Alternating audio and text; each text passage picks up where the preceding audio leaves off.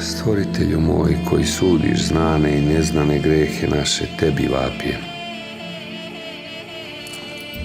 i tebi se molim. Oprosti mi sve što sam propustio učiniti po svetoj volji tvojoj i spasi ovaj narod moj, ovaj narod tvoj narod, Gospode.